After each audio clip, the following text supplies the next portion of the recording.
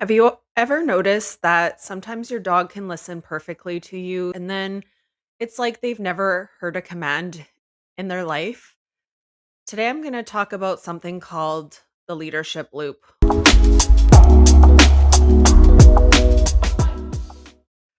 A lot of dog owners think that this means that their dog just needs more training or that the training didn't work. So let's talk further about this. Maybe they behave great in training class, but when you're at home or you're out on a walk with your dog, suddenly, like, none of it seems to apply. Your dog acts like it never went to training class, and you're like, "What happened? We just went to training class."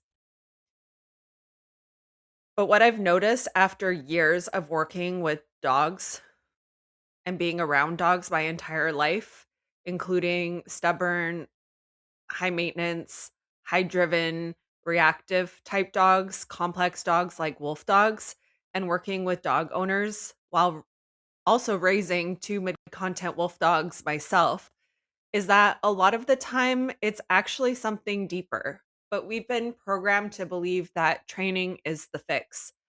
This is what I call the leadership loop between dogs and humans. And once you understand this loop, a lot of your dog's behavior is going to make a lot more sense. This is something that I've naturally embodied my entire life, the leadership with dogs, not alpha, not dominance, none of that harsh control, dominating fear tactics. This is different. This is my embodied leadership concepts, including my dog ownership methods that I've personally created based on how I've been a dog whisperer pretty much actually my entire life. And now I've put it into structure and words and a framework. So the thing is, dogs are constantly reading us, whether we're aware of it or not. And the thing is, we're often not aware of it. They're not just listening to our commands. In fact, my dogs will ignore my commands half the time. And sometimes I don't even have to say the thing and they'll just do it because they know. But they're watching our body language, our consistency, our energy, how we respond to situations. Like I was saying, my energy creates my dog, causes my dog to do certain things like sit, like they just know. And what happens between the dog and the human becomes this kind of feedback loop that just keeps reinforcing itself. So if the dynamic is clear and grounded, the dog tends to respond and be more receptive and calm consistently. But if the dynamic between owner and dog is unclear, dogs often start stepping into that space themselves, or in another way, just they have no boundaries, they have no structure, and they're just allowed to freely do whatever they want because they don't know, they're not understanding what you want from them. That's where I feel a lot of dog owners start to get really frustrated, and they think that the dog is just a bad dog or an untrainable dog, but the thing is there's confusion between you and them. There's a disconnect between the communication and what your dog thinks that you're expecting from them. So, here's how the leadership usually works in my experience from how I've seen this play out.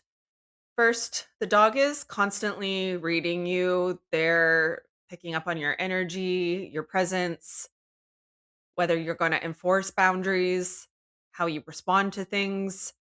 And dogs are incredibly perceptive. They have high emotional intelligence. They're paying attention to things like hesitation, inconsistency, uncertainty, and whether the human actually seems confident in what they're asking, meaning they're going to test you at times to see if you actually enforce the boundary and continue to do what you said that you're going to do.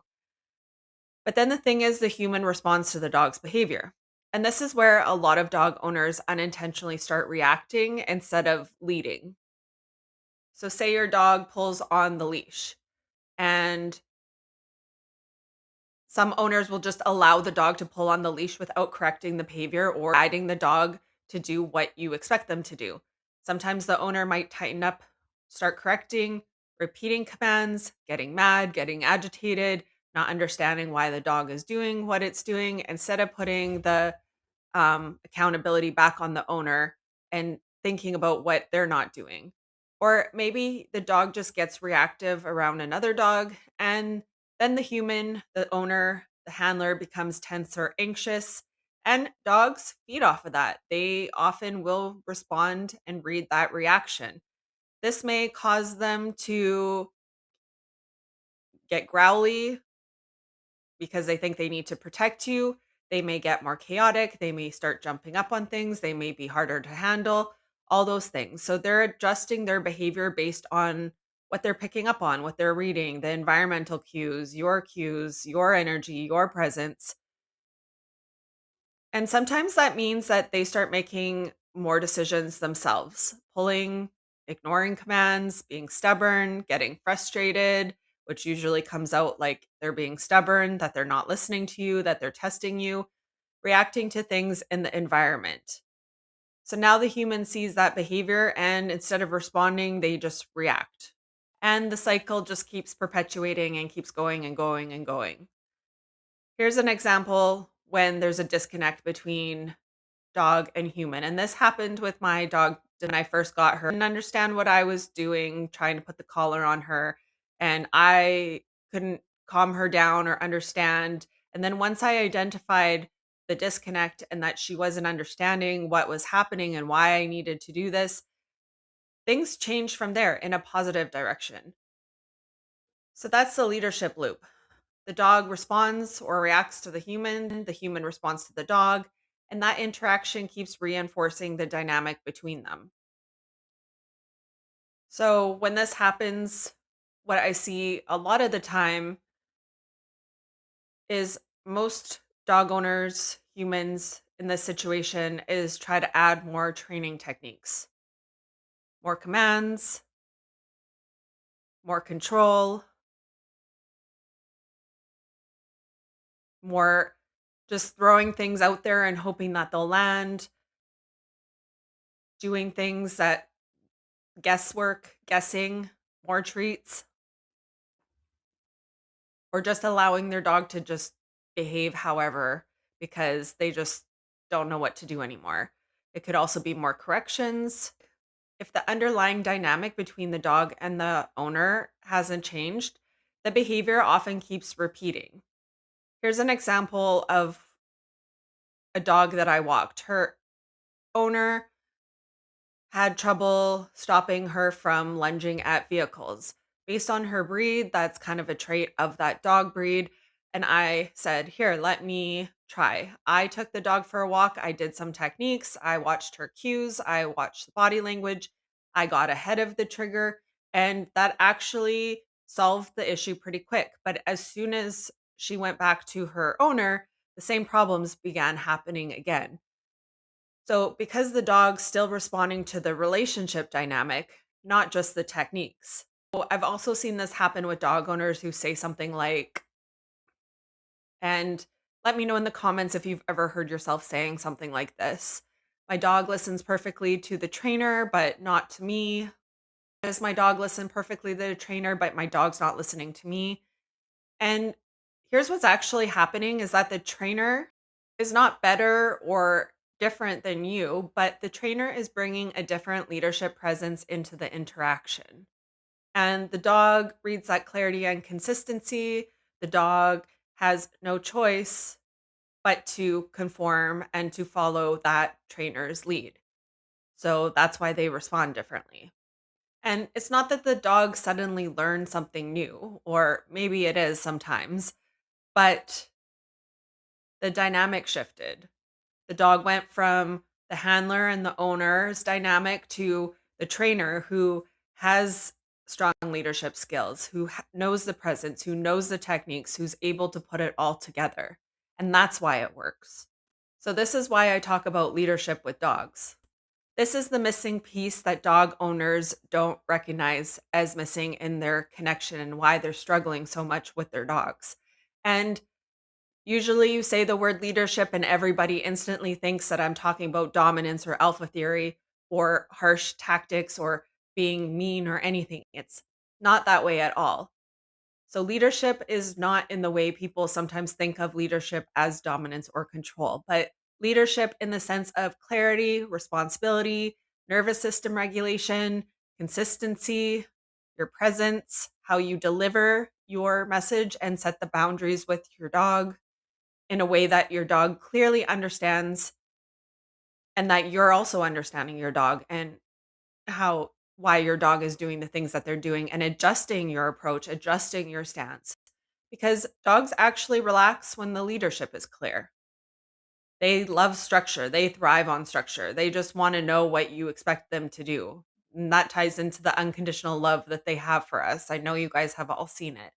They don't feel like they have to manage the situation themselves. They don't feel like they have to try to figure out what you expect of them and then get frustrated because you're getting frustrated and they're getting frustrated because you're upset and anxious and you don't know what they're doing and why they're doing the things that they're doing. They're getting frustrated and do you see just how it continues to perpetuate into this loop? So when the leadership is clear, they can settle into the relationship. The expectations and the boundaries are clear and they respond naturally as a result. And so if your dog seems inconsistent, sometimes they're listening, sometimes they're ignoring you, then it's worth asking a different question. Behavior then starts changing in ways that feel more natural instead of forced. So instead of asking, you have to shift your mindset into how do I train my dog to stop doing this? And instead, try asking, what's happening in the interaction between me and my dog right now? Look at the environment, look at the dog's body language, look at how you're communicating, look at your energy, your presence. Are you getting upset? Do you feel anxious? Do you feel unsettled? Because if you're not grounded, then it's going to be a whole different ball game. Because once that dynamic starts shifting, ship loop shifts too. So in closing, to summarize all of this, when leadership becomes clear, something really interesting happens. Dogs will start checking in with you more. They look to you for what the next step is, what you're going to do next, what you're going to do next together as a team. They start responding more naturally. They don't resist you as much or at all. They follow your lead naturally. The bond and the relationship strengthens between you and your dog. And a lot of behaviors that used to feel like constant battles then begin to settle. And this is speaking from my own experience with two mid content wolf dogs. And it's because the dog no longer feels like they need to guess, take over the situation, try to figure things out. Instead, they have clear direction and guidance from you, and they trust you to lead it.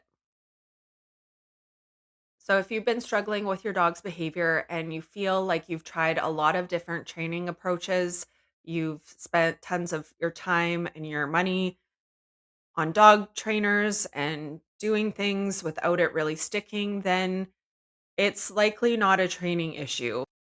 And there's a breakdown in the dynamics between you and your dog. And this is exactly what I help dog owners identify and break down and shift through my private dog owner coaching, through my diagnostics that I do for walks and parks and all the things. If you found this helpful, let me know in the comments what kind of situations you've noticed this leadership loop happening with your dog.